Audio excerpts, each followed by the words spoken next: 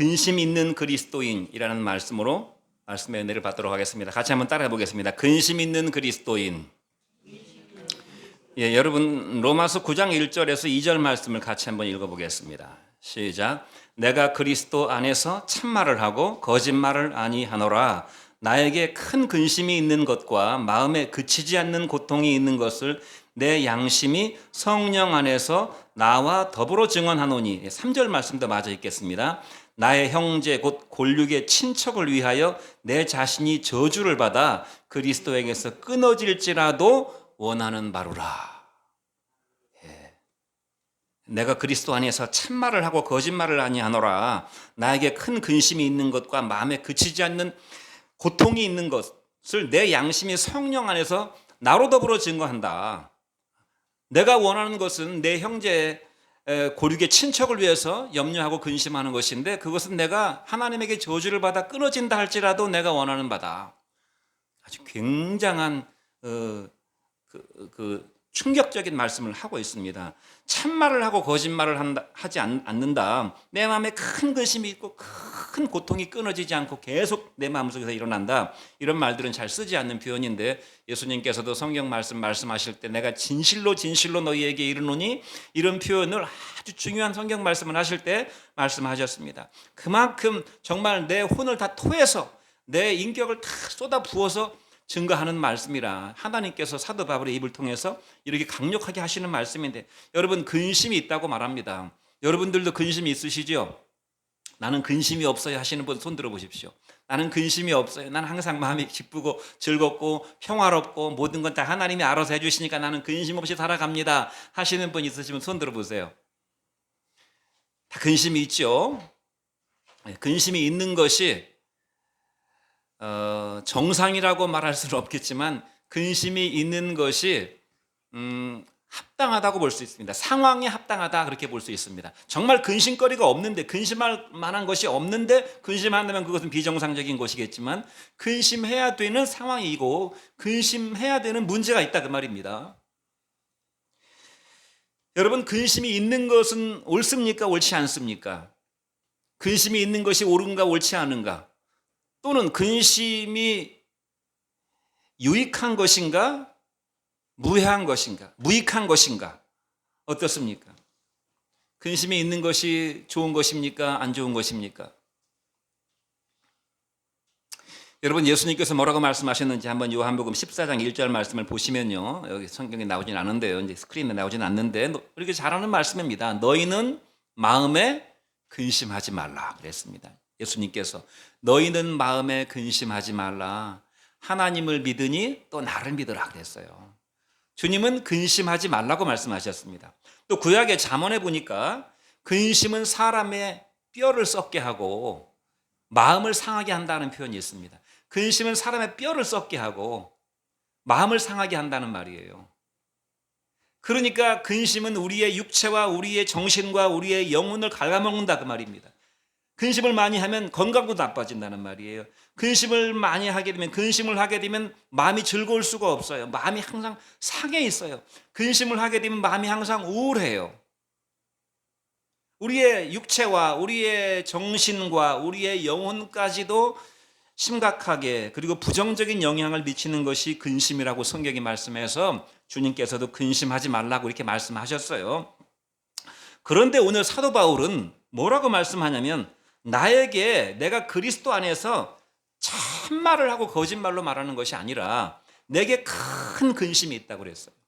큰 근심이 있는 것과 마음에 그치지 않는 고통이 있다고 그랬습니다.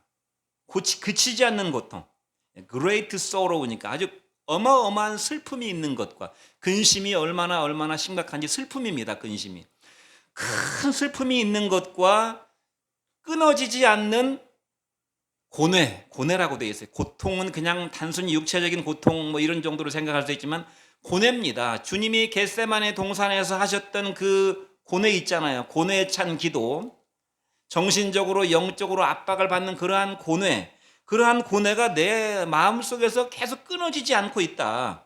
그래서 나는 할 수만 있으면 빨리 이 고민을 없애버리고 이 근심에서 벗어나고 싶다 그렇게 말하고 있는 것이 아니고, 이것은 성령께서 나와 더불어 내 속에서 증거하시는 것인데 그것은 내 동족들을 위한 것이다. 내 동족들 때문에 발생하는, 이스라엘 민족 때문에 발생하는 그들의 구원의 문제 때문에 내 마음속에서 끊임없이 일어나고 있는 큰 슬픔이고 고뇌다. 그래서 이것은 내가 그리스도에게서 끊어져 가지고 내가 저주를 받아 내가 지옥에 떨어진다 할지라도 나는 그것을 원한다고 그랬어요. 그러니까 죽을 때까지 나는 이 고민과 이 근심과 이 슬픔을 내가 안고 살아가겠다 그 말입니다.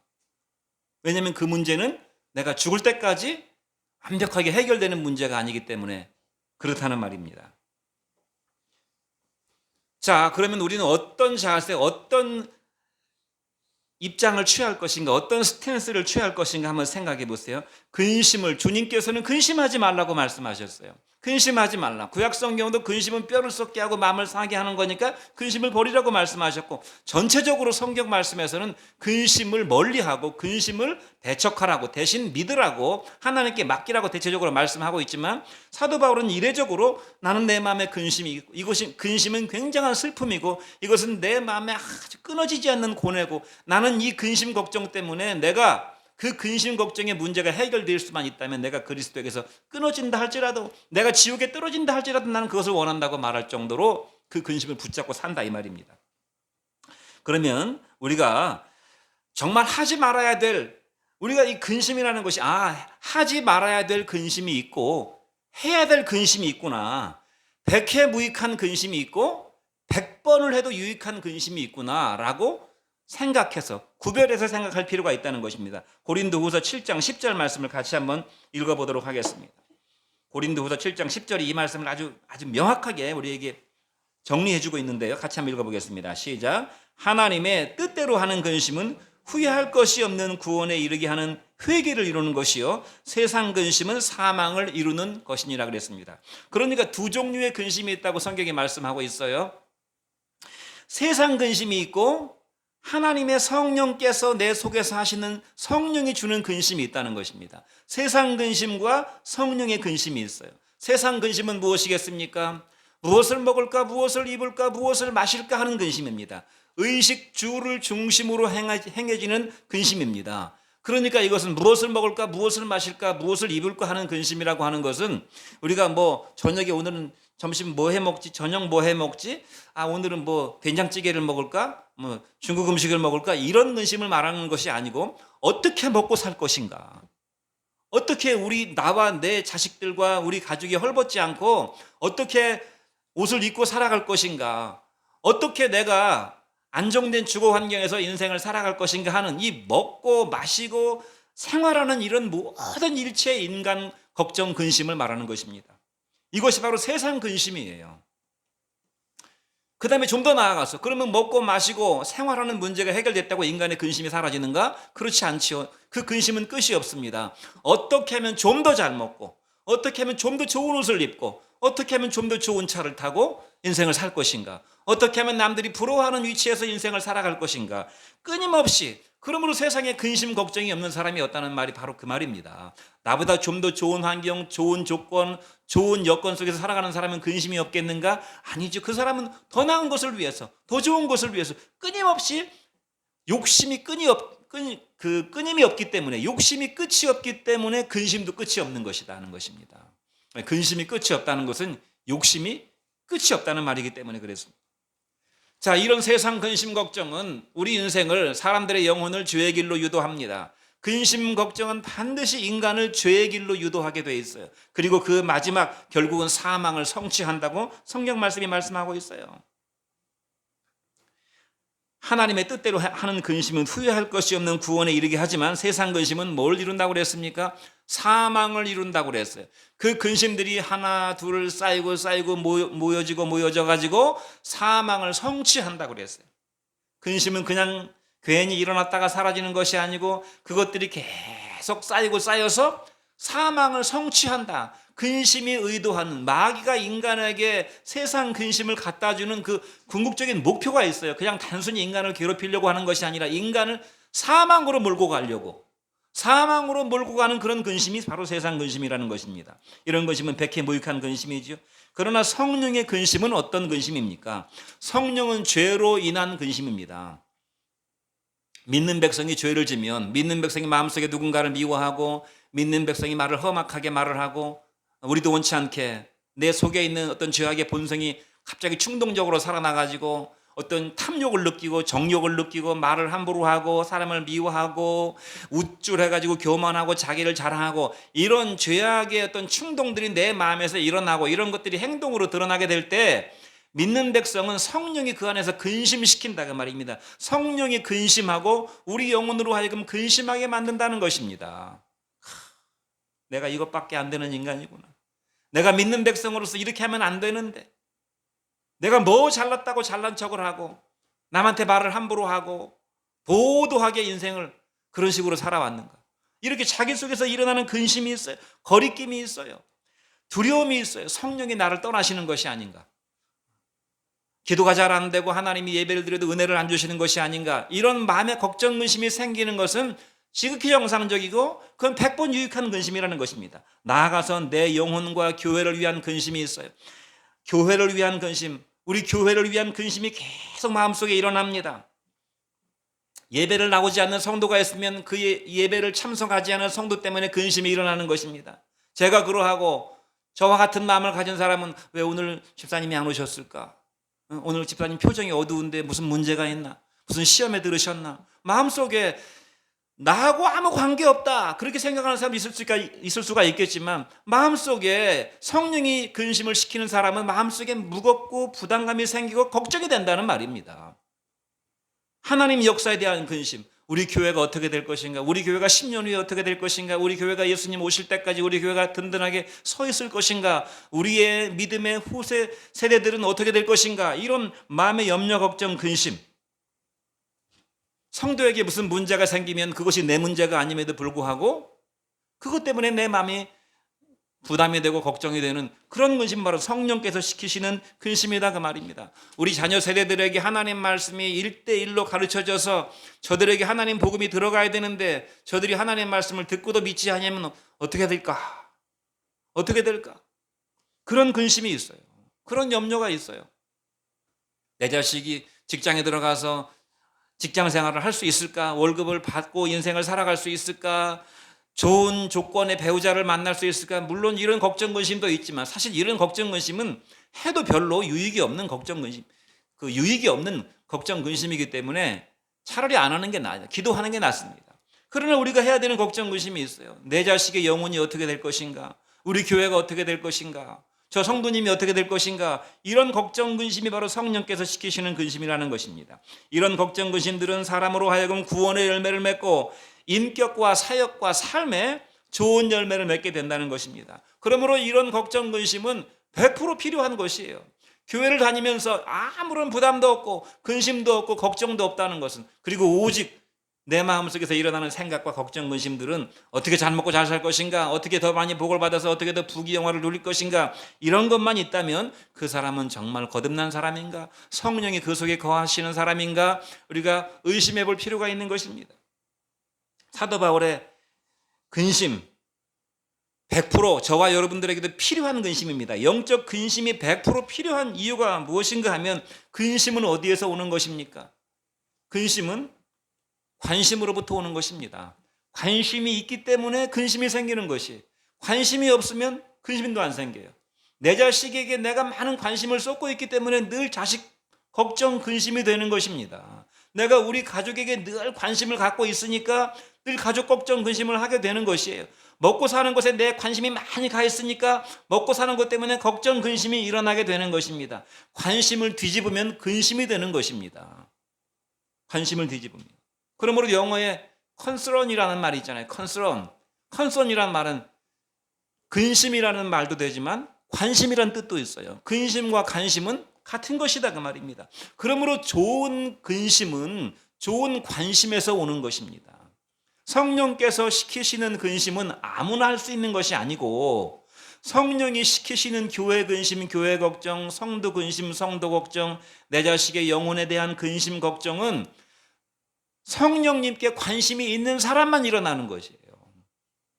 그렇지 않으면 매 먹고 살 걱정 근심만 하게 되는 것이죠. 여러분, 사도 바울의 근심은, 사도 바울은 뭐 지금 죽어도 하늘나라에 가서 면류관을 받아서도, 가장 큰 면류관을 받았을 사람입니다. 지금까지 자기가 해놓은 일만 해도 얼마나 많은 사람을 전도했고 얼마나 많은 교회를 세웠습니까? 성경책의 거의 절반, 신약 성경의 절반 정도를 사도 바울이, 하나님께서 사도 바울을 통해서 기록하시는 말씀이에요. 오늘 말씀, 로마서 말씀도 사도 바울이 기록한 말씀입니다. 얼마나 위대하게 하나님께 쓰임받은 사람입니까? 그런데 그 마음속에 계속 근심이 있어요. 그 근심이 깊은 슬픔이에요.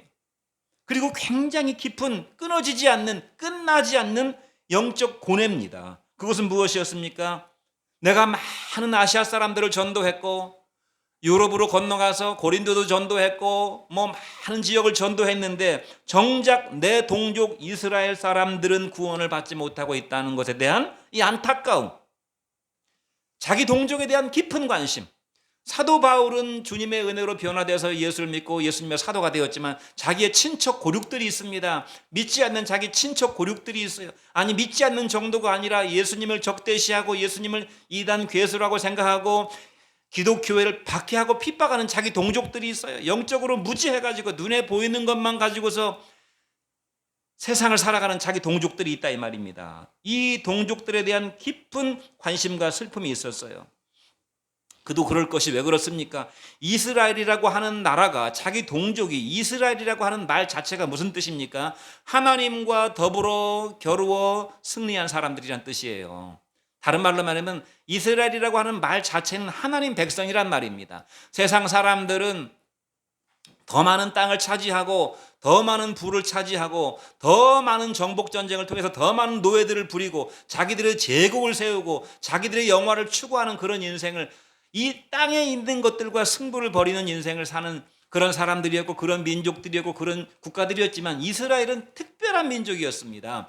하나님과 승부를 건 사람들이었어요. 그 시조가 누구였습니까? 아브라함과 이삭과 야곱이었잖아요. 야곱이 하나님과 승부해가지고 승리를 이룬 사람이었어요. 하나님으로부터 승리를 받아낸 사람이었다, 그 말입니다. 그렇게 위대한 복을 받은 민족이 세상 어디에 있느냐라고 성경이 말씀하고 있죠. 이스라엘은 하나님 백성이었고 그들은 이집트의 노예 생활을 하다가 하나님의 기적적인 간섭하심으로 출애굽을 통해서 구원을 받아서 성경에 뭐라고 그랬습니까? 그들은 양자가 되는, 원래 노예 백성이었고 죽을 백성이었는데 하나님의 양자가 되는 특권을 입은 백성이었다. 또 거기서 끝나는 것이 아니라 하나님께서 그들을 구해내실 때 어떠한 하나님의 영광을 보여주셨습니까? 애굽에서 10가지 엄청난 기적과 영광을 보여주셨어요. 10가지 재앙의 기적을 보여주셨고 마지막 어린 양의 피를 통해서 이스라엘 백성을 구원하는 기적을 보여주셨죠. 그리고 광야로 나와서 애국 군대에게 쫓길 때 어떤 기적을 또 보여주셨습니까? 홍해바다로 들어가서 홍해바다를 갈라지게 하는 기적을 보여주셨잖아요. 거기를 통과해서 광야 40년 인생을 살아갈 때 불기둥으로 인도하시고 구름기둥으로 인도하셨어요. 하늘에서 농사를 지을 수 없는 척박한 광야에서 하늘에서 40년을 하루같이 만나를 주셔서 먹고 살게 하셨고, 물이 없을 때는 반석을 쳐서 물이 나게 하셨고, 가나안 땅에 들어갔을 때에도 가나안 땅을 자기들의 힘으로 자기들의 능력으로 정복한 것이 아니라 전적으로 하나님의 능력으로 가나안 땅을 차지하게 되는 이러한 어마어마한 축복을 본 사람들입니다. 축복을 받은 축복의 당사자들이 그뿐이 아니에요. 그들은 하나님의 언약의 말씀을 받았습니다. 내가 너희를 제사장 나라 거룩한 백성으로 삼아서 세계 열방 위에 으뜸 가는 나라가 되게 해줄 것이다. 그리고 그 유명한 아브라함과 이삭과 야곱과 모세와 여호수아와 어마어마한 인물들이죠. 사무엘과 다윗과 이사야와 예레미야와 호세아와 다니엘, 이런 사람들이 전부 다 유대인들이에요. 그리고 결정적으로 누가 유대인으로 오셨습니까? 예수 그리스도가 유대인의 혈통을 가지고 오셨어요. 세상에 이렇게 위대한 영광을 본 백성이 어디 있습니까? 또 그들에게는 하나님의 말씀이 주어졌고 그들은 하나님에게 제사 드리고 예배하는 특권이 주어졌습니다. 이렇게 어마어마한 축복을 받았는데, 그러나 정작 현실은 어떻습니까?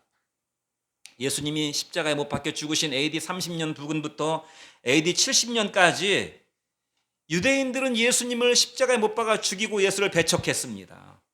하나님께서 이스라엘 백성을 구원하실 구원자를 보내주셨는데 오히려 구원을 발로 차버렸어요. 그리고 호기양양하게 이 모든 핏값을, 이 모든 죗값을 우리가 받을 것이다 저 예수는 죽어 마땅하다. 하나님의 저주를 받은 이단 괴수다. 그러면서 모든 죄값을 다 우리가 감당하겠다고 큰소리 빡빡 쳤잖아요. 그 결과 어떻게 되었습니까? 하나님의 심판이 AD 70년에 아우구스투스 옥타비아누스의 아들인 티투 장군에 의해서, 티투스, 나중에 황제가 된 티투 장군에 의해서, 티투스가 예루살렘에 와가지고 예루살렘에 반역의 조짐이 있으니까 예루살렘을 철저하게 도륙했잖아요. 예루살렘 성이 멸망했고 그때 세워지던 헤롯 성전은 다 파괴돼가지고 성경 말씀 예언대로 돌멩이 위에 돌멩이 하나도 남지 않게 될 정도로 모든 성벽이 다 무너져 내릴 것이다라고 예수님이 예언하신 대로 이스라엘 성벽은 철저하게, 성전은 철저하게 다 회파되었고, 당시 역사가 요세푸스의 기록에 의하면 이스라엘 백성들이 110만 명이 도륙을 당했다는 기록이 나와 있습니다. 어떤 역사학자들은 이것이 좀 과장된 것이라고 말을 하지만 예루살렘 성에 많이 살아야 10만 명 남짓 정도 살 수 있는데 어떻게 110만 명이 죽을 수가 있느냐. 그러나 유대인들이 예루살렘에서 100만 명가량이 죽게 될 당시에는 그 세계에 흩어져 있던 유대인들이 유월절을 당해서 다 예루살렘으로 모였을 그때였다고 합니다. 그러니까 100만 명이라는 숫자가 좀 과장된 숫자인지는 모르지만 수십만 명이 로마군에 의해서 무참하게 학살을 당하는 그런 즈음이었다 그 말이에요.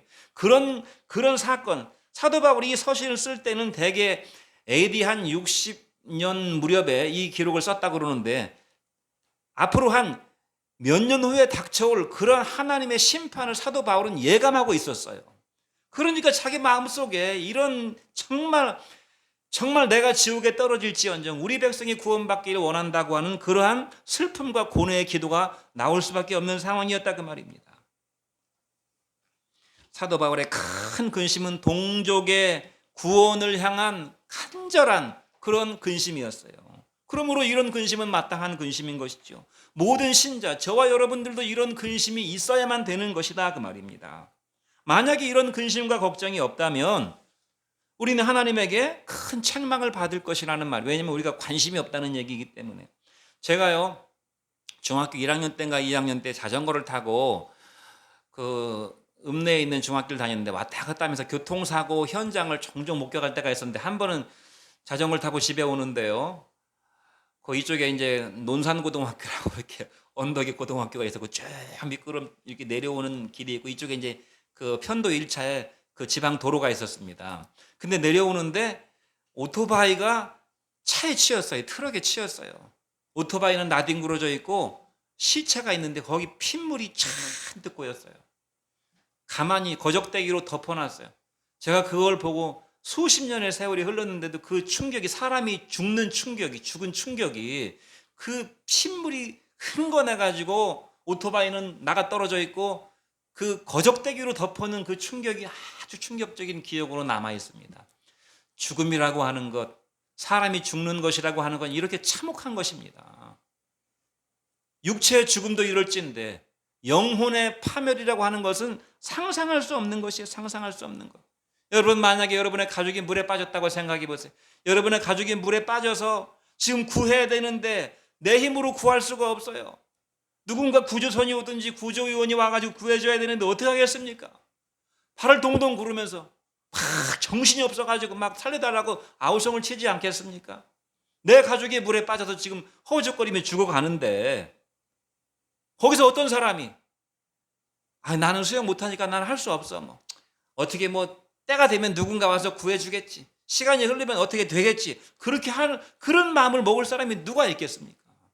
영적인 현실을 보자면 그와 같다는 것입니다. 내 자식이, 내 부모가, 내 남편이, 내 아내가 물에 빠져서 지금 허우적거리며 죽어가고 있다 그 말입니다. 그 상황을 목격한 사람의 심정이 바로 사도 바울의 심정이에요. 사도 바울의 심정. 모세는 어떻게 하나님 앞에 중복이 되었습니까? 모세도 사도 바울하고 비슷한 그런 기도를 드렸어요. 이스라엘 백성이 범죄했을 때 모세가 하나님 앞에 어떻게 중복이 되었습니까? 내 백성을 구원해 주시옵소서. 만약에 그렇게 하시지 않을 것이면 나를 생명록 책에서 내 이름을 지워버려 주시옵소서. 그렇게 기도했잖아요. 예수님은 어떻게 중보기도 하셨습니까? 이 죄를 저들에게 돌리지 마옵소서. 나를 찌르고 나를 욕보이고 나를 멸시하고 나를 십자가에 못 박는 이 죄를 저들에게 돌리지 마시고 저들을 사하여 주옵소서. 왜 그러냐? 하나님의 심판을 받는다는 것이 얼마나 참혹한 것인가를 영적인 눈이 열린 사람은, 모세나 예수님 같은 사람은 그 사실을 정확하게 알고 있는 것이기 때문에, 저와 여러분은 영적으로 지옥에 떨어진다는 사실이 얼마나 참혹한 것이라는 것을 잘 몰라요. 우리는. 그렇기 때문에 우리는 절박함이 강하지 않은 것입니다. 그렇기 때문에 우리는 내 자식이 구원을 받지 못했어도, 내 가족이 구원을 받지 못했어도 우리는 밥도 맛있게 먹고 볼거리도, 재밌는 볼거리도 보고 웃고 텔레비도 보고 그러면서 일생을 살아가는 것이, 우리는 그 영적인 눈이 잘 열리지 않았기 때문에, 우리가 실체를 잘 모르기 때문에. 여러분, 우리는 영적 근심이 있는가? 사도 바울이 지금 마음속에, 나는 내 속에 큰 슬픔이 있고 근심이 있고 끊어지지 않는 영적 고뇌가 있는데 이것은 내가 예수님에게서 끊어져서 저주를 받는다 할지라도 내가 원하는 것이라고 말하는 그러한 마음이 우리 속에 있는가 하는 것입니다. 내 영혼을 위한 근심, 교회를 위한 근심, 교회 교우들을 위한 중보 대상자를 위한, 전도 대상자를 위한 근심이 있는가? 내 가족과 내 친지들의 운명은 어떻게 될 것인가? 과연 내 가족과 내 친지들이 지금 당장은 아니라 할지라도 정말 구원을 받아서 나와 함께 천국에서 다시 그들을 만날 수가 있을 것인가? 요한계시록 21장 8절 말씀을 같이 한번 읽어보겠습니다. 뭐라고 말씀하고 있는가? 시작. 그러나 두려워하는 자들과 믿지 아니하는 자들과 흉악한 자들과 살인자들과 음행하는 자들과, 그다음에 또 뭐라고 그랬습니까? 점술가들과 우상 숭배자들과 거짓말하는 모든 자들은 불과 유황으로 타는 못에 던져지리니 이것이 둘째 사망이라. 불과 유황으로 타는 꺼지지 않는 영원한 지옥 불못에 들어가게 될 그런 대상자들의 리스트를 말씀하고 있는데, 첫 번째가 두려워하는 자들이라고 그랬습니다. 두려워하는 자들은 단순히 마음에 겁이 있거나 어떤 두려움이 생기는 걸 말하는 것이 아니라, 두려워서 예수님을 모른다고 배교하는 영적인 배교자들을 말하는 것입니다. 그들이 지옥 불못에 들어가는 1순위입니다. 그들은 하나님의 어마어마한 은혜를 받았으면서도, 성령의 인침을, 성령의 조명을 받았으면서도 육신 때문에 죽음이 두려워서 자기 영혼의 생명을 저버린 자들이기 때문에, 그들이, 배교자들이 첫 번째로 불과 유황으로 타는 못에 들어가게 될 것이고, 두 번째는 누구를 말하고 있습니까? 믿지 아니하는 자들이라고 그랬습니다. 불신자들을 가리키고 있습니다.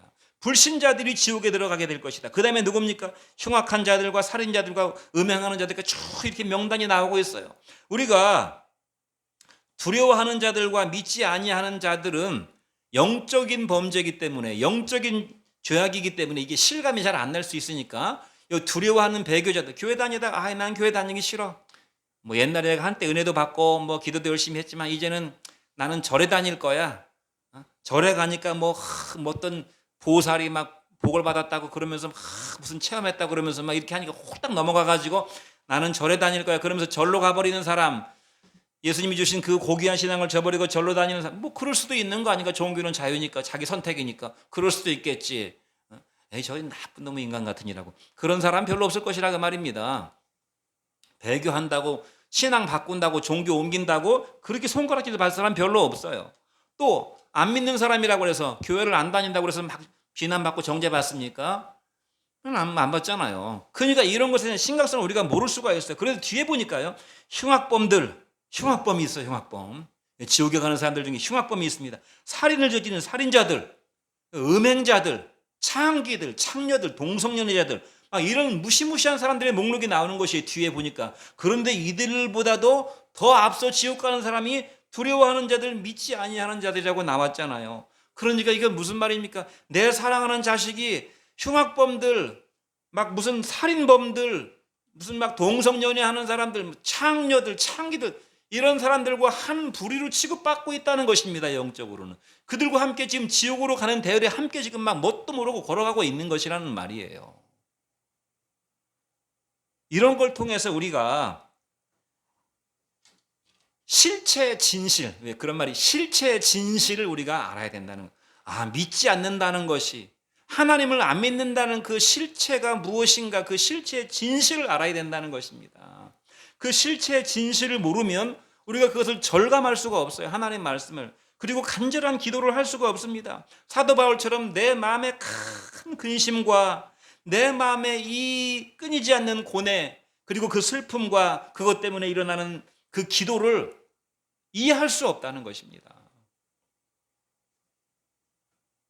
이러한 근심과 고뇌가 여러분들에게 있기를 주의 이름으로 축원드립니다. 마지막으로 그럼 하나님의 응답은 무엇인가? 로마서 9장 6절로 8절 말씀을 같이 한번 읽어보겠습니다.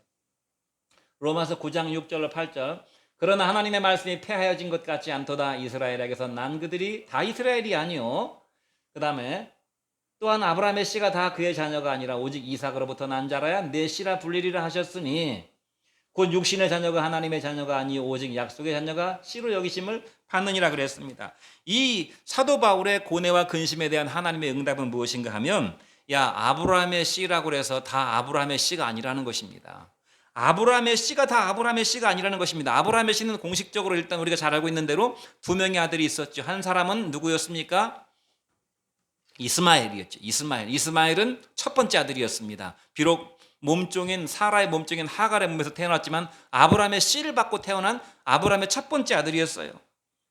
그러나 이스마엘은 아브라함의 첫 번째 아들이었음에도 불구하고 하나님의 약속이 없는 약속의 자녀가 아닌 아들이었다 그 말입니다. 그가 태어날 때 그는 육체적으로 그냥 태어났을 뿐이에요. 육체적으로 태어나서 육신의 아버지인 아브라함의 사랑과 아브라함의 헌신과 희생과 그 정성을 받고 자란 육신의 아들일 뿐이었다는 것입니다. 그냥 단순히 내 새끼예요. 내 혈육이에요. 그에게는 하나님의 축복과 하나님이 주신 사명이 없어요. 그냥 자연인이었다 그 말입니다. 그러나 이삭은 어땠습니까? 이삭은 사라의 소생으로 두 번째 아들로 태어났습니다. 그러나 그는 창세기 12장 1절로 2절 말씀 아브라함에게 주신 그 약속을 하나님이 이삭에게도 주었어요. 그래서 이삭은 약속의 자녀였습니다. 축복과 사명을 받은 자녀였습니다. 믿음의 자식이었습니다. 이것이 달라요. 둘 다 아브라함의 자식으로 태어나서 아브라함의 사랑과 아브라함의 정성을 받고 자랐지만 성경은 뭐라고 말씀하냐면 창세기 21장 12절에 보니까 이렇게 말씀하고 있어요. 21장 12절 말씀을 읽어보겠습니다. 하나님이 아브라함에게 이르시되 내 아이나 내 여종으로 말미암아 근심하지 마. 여기 내 아이는 누구냐면 이스마엘을 가리키는 것입니다. 하나님께서 이스마엘이 아브라함의 씨로 태어났지만 믿음이 없는 자식이에요. 이스마엘은 그 어머니 하갈도 믿음이 없는 자식입니다. 왜냐하면 하나님이 그들에게는 믿음을 주시지 않았어요. 그러니까 믿음을 받는다는 것이 아무나 받는 것이 아닙니다. 내 부인이고 내 자식이라고 해서 믿음이 생기는 게 하나님이 믿음의 복을 주지 않았다 그 말입니다. 그건 하나님의 주권이고 선택이에요.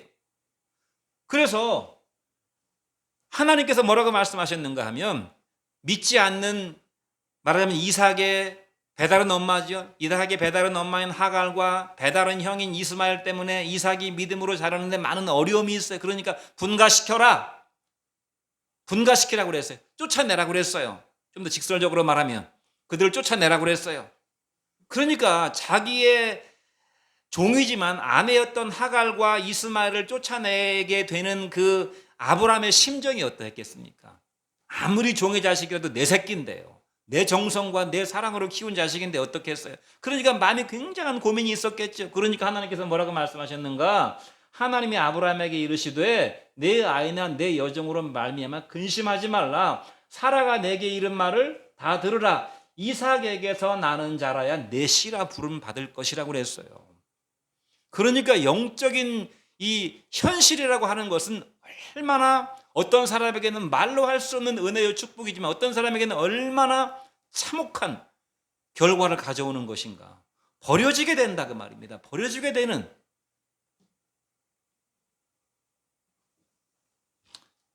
그뿐이 아니에요. 이삭도 마찬가지였습니다. 이삭도 이런 아브라함의 아픔을 당했어요. 아브라함의 근심을 당했어요. 이삭에게도 아들이 둘이 있었잖아요. 한 사람은 에서였고 한 사람은 야곱이었습니다. 그런데 로마서 9장 13절 말씀은 뭐라고 말씀하고 있습니까? 같이 한번 읽어보겠습니다. 13절 기록된 바 내가 야곱은 사랑하고 에서는 미워하였다. 여기도 또 첫 번째 아들은 에서였습니다. 그런데 하나님의 축복이 에서인 형에게 가지 않고 동생인 야곱에게로 갔습니다. 이것은 배다른 형제도 아니어서 똑같은 한 배에서 한 아버지의 씨를 받고 태어난 친형제가 아니었습니다. 그런데 에서는 하나님의 미워하심을 받았고 야곱은 하나님의 사랑을 받았다고 그랬어요. 여기서 우리가 배워야 될 교훈이 있어요. 하나님의 구원은 혈통과 육정으로 말미암는 것이 아니로구나. 하나님의 구원은 인간의 행위로 말미암는 것이 아니로구나. 그러므로 중요한 것은 무엇인가? 하나님의 약속이 그 인생 속에 있는가? 하나님의 말씀을 받았는가? 그 사람 속에 믿음이 있는가? 그 사람 속에 예수의 생명이 있는가? 이게 중요하다 그 말입니다. 그러므로 우리는 어떻게 해야 됩니까? 우리는 몰라요. 우리는 내 자식의 운명이, 내 남편과 내 배우자와 우리 부모의 운명이 하나님의 구원을 받게 되는 것인지 못 받게 될 것인지 우리는 알 수 없습니다. 그러나 우리는 어떻게 해야 됩니까? 우리는 그들이 적어도 하나님의 복음 앞에 서도록 해야 된다는 것입니다. 하나님 말씀 앞에 서도록 설 수 있는 기회를 위해서 내가 끊임없이 기도하고 그들을 위해서 희생해야 된다는 것이. 두 번째 교훈은 무엇입니까? 하나님의 구원은 하나님의 주권적이고 선택적인 은혜이기 때문에 그것에 대한 인간의 반응이 굉장히 중요하다는 것입니다. 그냥 어차피 하나님 선택이니까 구원받을 사람은 구원받는 것이고 저주받을 사람은 아무리 해도 저주받게 돼 있어. 그러니까 우리가 힘쓴다고 될 게 아니야. 그냥 우리는 몰라. 운명에 맡기는 수밖에 없어. 그것이 우리의 태도가 아니라고 말씀하고 있는 것입니다. 왜냐? 제가 이렇게 설명드리는 것은 100% 완벽한 설명은 못 되고 7, 80%의 우리가 교훈을 받을 정도의 그런 설명은 된다고 봅니다. 자, 무슨 말인가 하면요. 에서와 야곱을 한번 비교해 봅시다. 에서와 야곱은 친형제가 아니었습니다. 에서가 형이었고 야곱이 동생이었죠. 똑같이 이삭이 아빠였고 아버지였고 리브가가 엄마였습니다. 그 부모가 자식들을 편애했겠습니까? 똑같이 키웠겠죠. 그런데 성경은 뭐라고 말씀하고 있는가 하면 에서의 프로필과 에서의 캐릭터를 말할 때 에서는 들 사람이었다고 말하고 있습니다. 들 사람, 와일드맨. 들 사람이란 말은 무슨 말이냐면은 세상에 막 쏘다니는 사람이란 말입니다. 세상에서 막 여기저기 다니면서 친구들 만나고 술 먹고 놀러 다니고 파티하고 그냥 이렇게 세상에서 막 사람들하고 어울리고 막 수다 떨고 하는 재미로 사는 그런 들 사람이었다는 말이에요. 또 성경이 보니까 그는 노련한 사냥꾼이라고 기록되어 있습니다. 이 사람은 사냥꾼이었습니다. 근데 아주 스킬풀한, 아주 노련한, 사냥을 아주 잘하는 사람. 오늘날로 말하면 이 사람은 어떤 사람이, 사냥이라는 것은 세상에서 먹을 걸 가져다가 내 집안에 채우고 먹는 사람이잖아요. 그러니까 오늘날 돈벌이 잘하는 사람이었다 그 말입니다. 얼마나 돈벌이 수완이 좋은지 그냥 수완이 너무너무 좋은 사람이었어요. 세상에 돈 버는 일에는 아주 눈이 빠삭한 사람이었습니다. 그런 사람이 바로 에서였어요. 부동산을 어디다 투자하면 금방 막 더블로 오르고 막 이렇게 대박이 날지 잘 알고 있는 사람이, 제 친구 목사 중에도 저는 참 솔직히 말하면 저는 청약이라는 것이 어떤 시스템으로 움직여지는지도 잘 몰라요.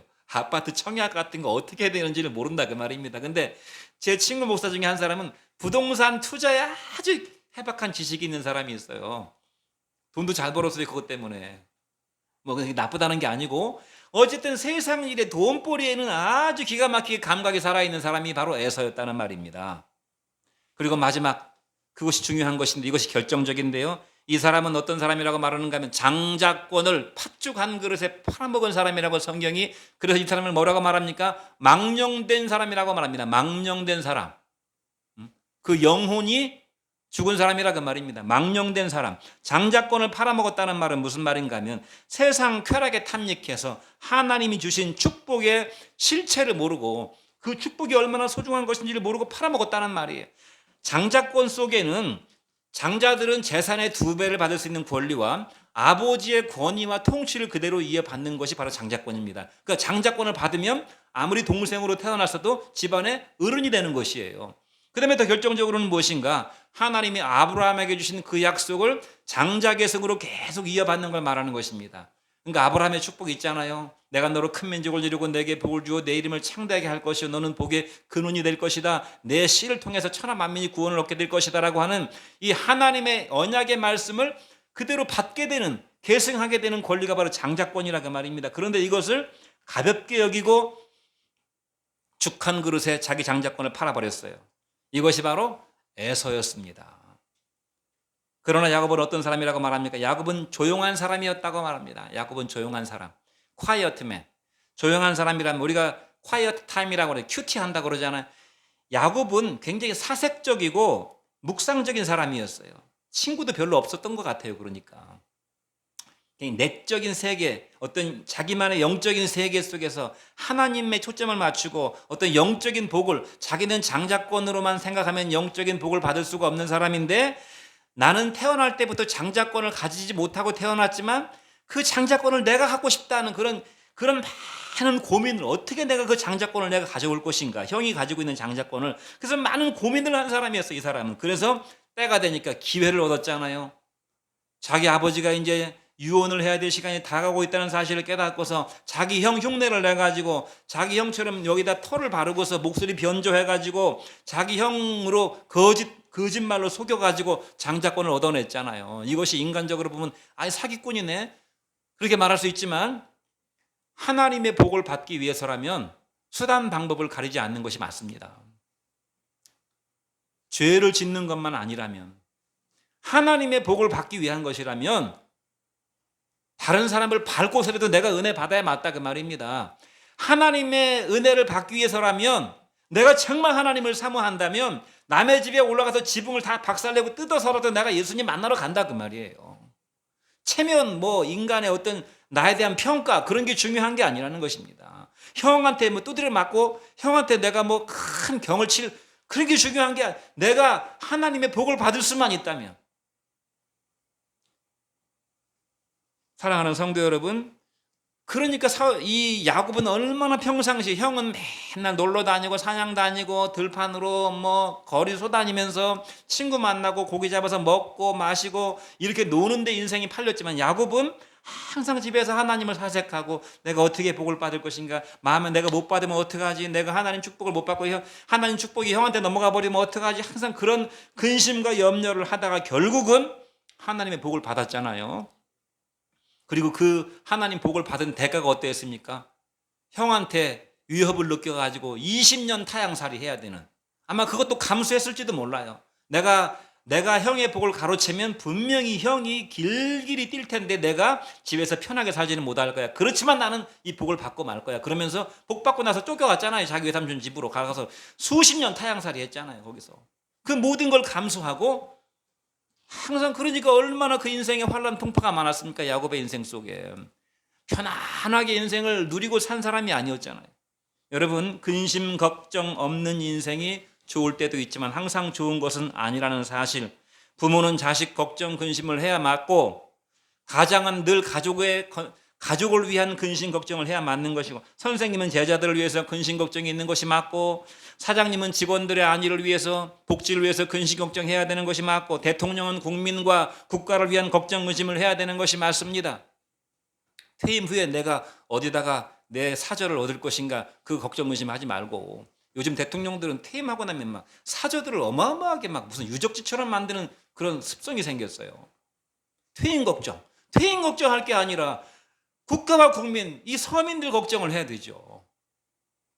교인은 교회 걱정을 해야 되고, 목사는 교인 걱정을 해야 되고, 성도들은 불신 가족을 위한 걱정, 근심과 고뇌가 있어야 될 줄로 믿습니다. 불신 가족을 향한 큰 근심과 관심이 저와 여러분들에게 있기를, 그리고 기도하시기를, 그리고 인생의 초점을 거기다 맞추시기를, 초점을 거기다 맞추셔야 돼요. 내 자식을 위해서 내가 어떻게, 내 말 듣지 않는 자식을 어떻게 내가 하나님 말씀을 듣게 할 것인가, 모든 삶의 초점을 거기다 맞추셔서 걱정 근심 속에 살아가시는 축복이 있기를 주의 이름으로 축원드립니다. 기도하겠습니다.